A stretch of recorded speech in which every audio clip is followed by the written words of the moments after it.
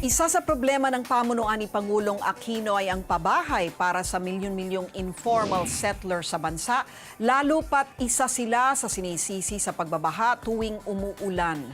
Minamadali ngayon ng pamahalaan ang relokasyon at malilipatan nila dahil ang isyu ng mga squatter at pagbaha ay dalawa sa pinakamalaking hamon ng pamunuan ni Pinoy.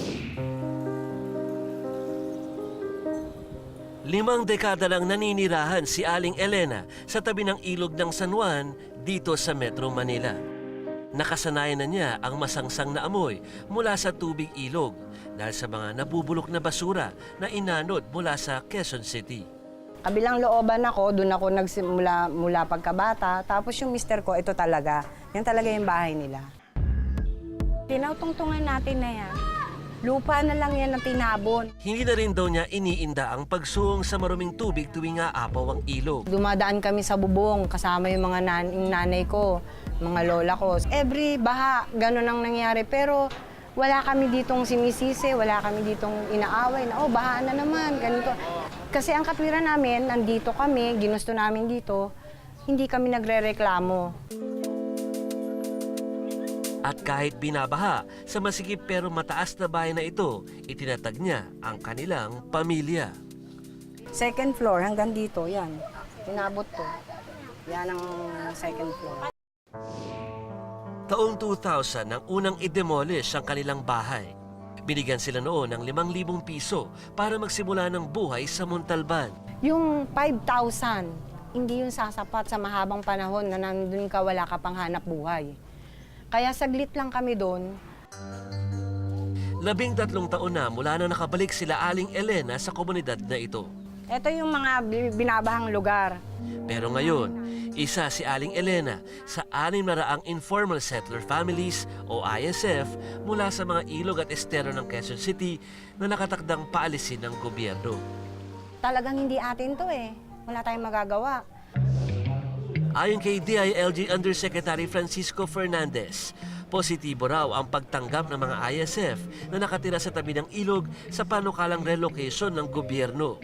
We are very optimistic that by August 1 or August 2, when we start moving them, that it will be very smooth.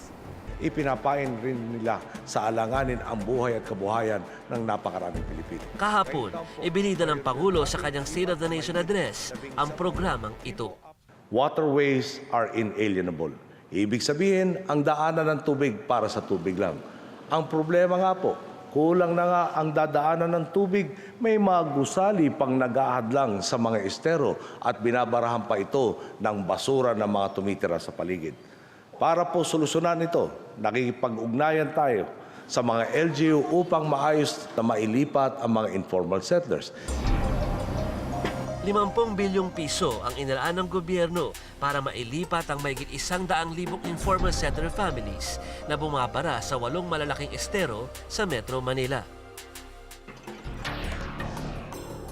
Ang San Juan River, Tulyahan River, Manggahan Floodway, Estero de Maypaho, Pasig River, Estero de Sunog-Apong, Maricaban Creek at Tripa de Gallina.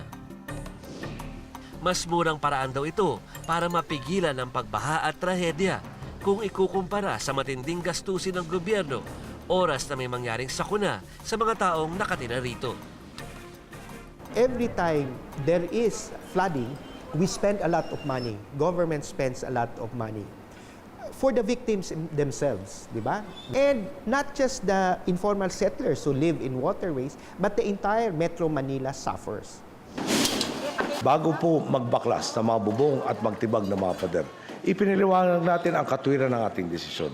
Maayos ang lilipatan, malapit sa sakayan, at kung magsisikap kayo, hindi magkukulang ang inyong pagkakakitaan. Pero para kay Lito Badion, ang kalipunan ng damayang mahihirap, bagsak pa rin ang Pangulo sa pagresolba ng isyu tungkol sa mga maralitang tagalungsod. Lahat naman ng mamamayan na yan ay galing sa kanayunan yan.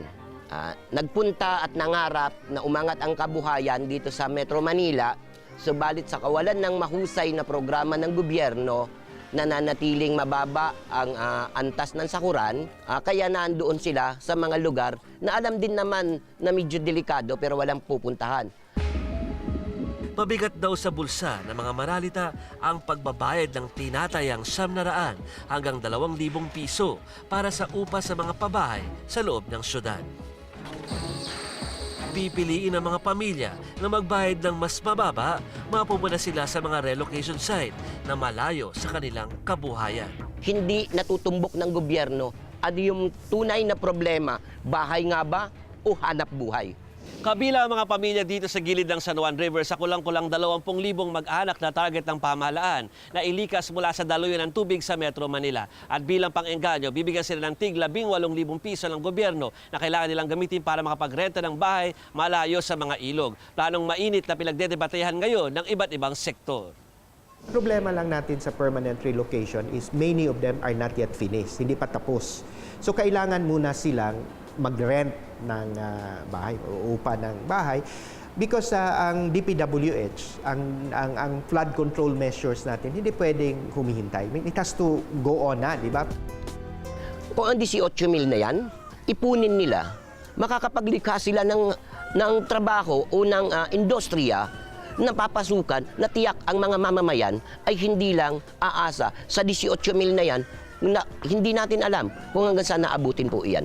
Pang-ano lang yan, parang suhol na ito, para bang bata, ito piso, bili ka ng candy, wag ka lang umiyak. Sa kabila nito, tanggap na ng ginang ang posibilidad na hindi na sila makakabalik sa kanilang komunidad.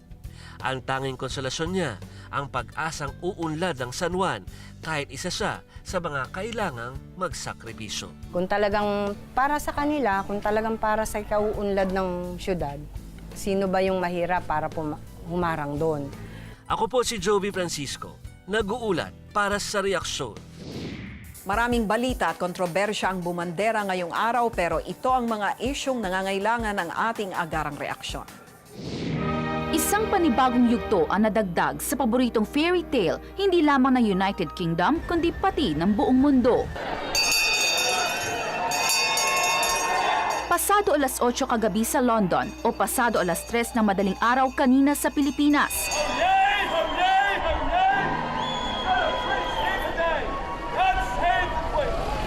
Inihayag ng isang town crier sa tapat ng St. Mary's Hospital na isnilang na nga ang panganay na anak ng Duke of Cambridge na si Prince William at ng Duchess of Cambridge na si Princess Kate. Maya-maya pa, lumabas na sa ospital ang palace official na si Ed Perkins para iabot ang opisyal na anunsyo sa mensaherong magdadala nito sa Buckingham Palace.